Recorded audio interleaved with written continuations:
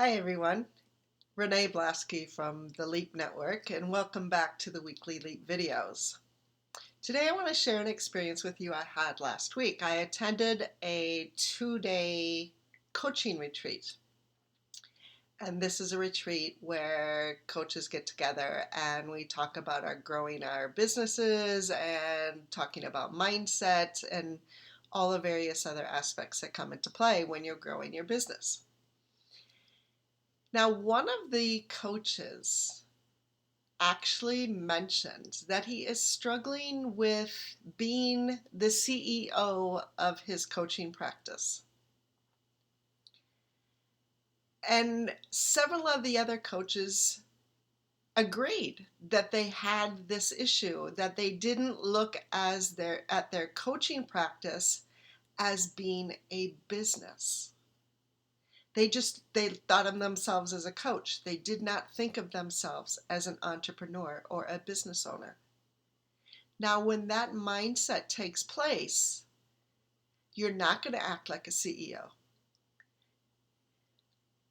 When you are a CEO of your own company, you have to have vision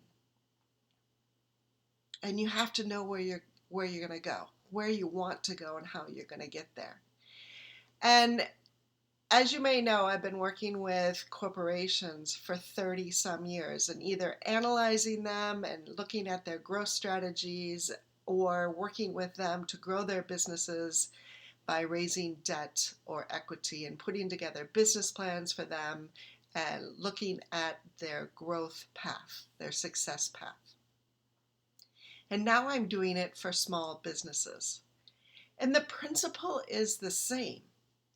What is different is the mindset. You see, the CEO of corporations have all of this structure around them. They have a team supporting them.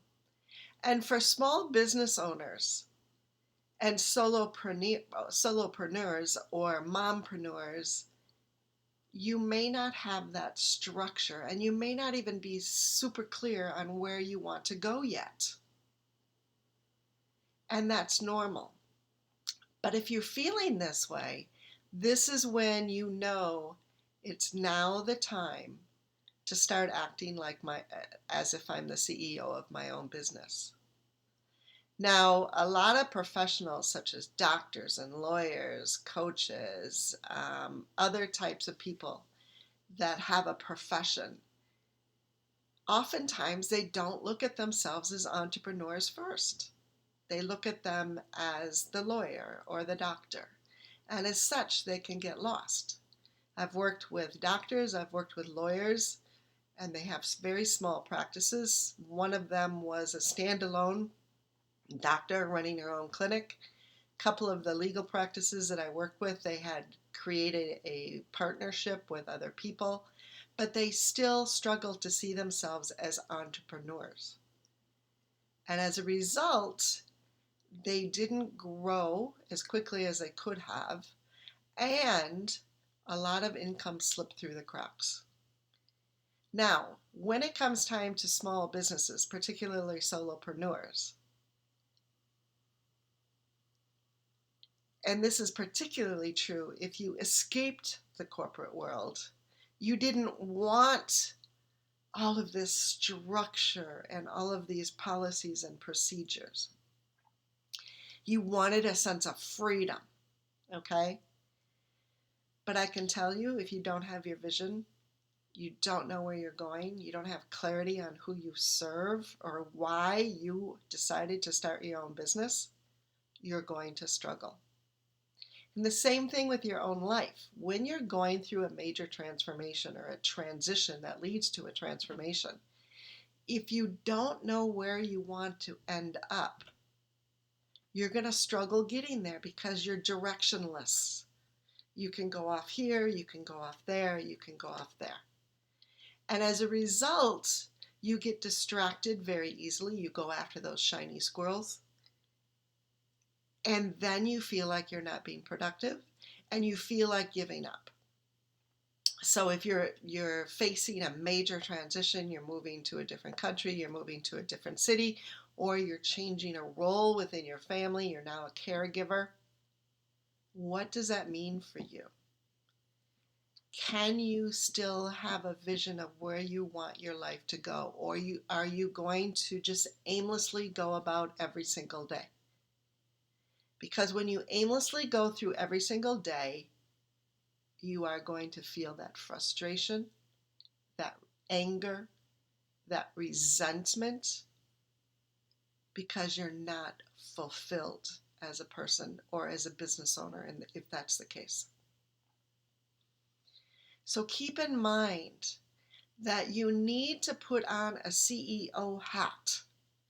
And if it helps, even go out and buy a baseball cap and write CEO on it, such that you get into the mindset of having a very, very clear vision of where you want to go.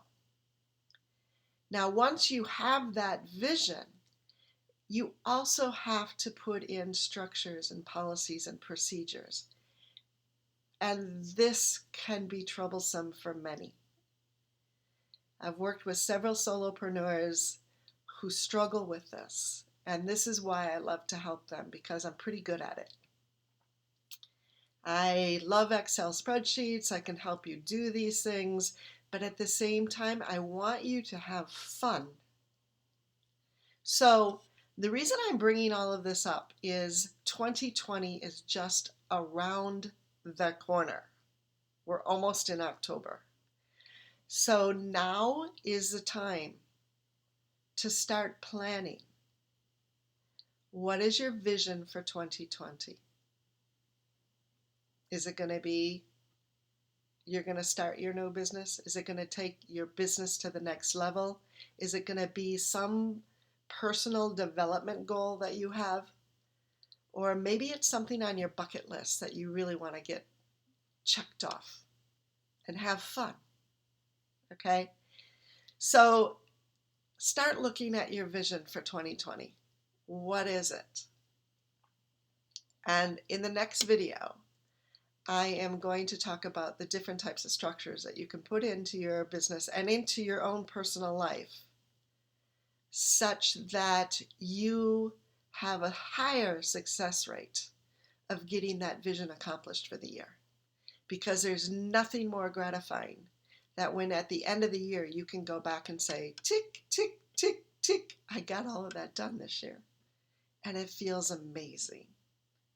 So I hope you start to think about your vision.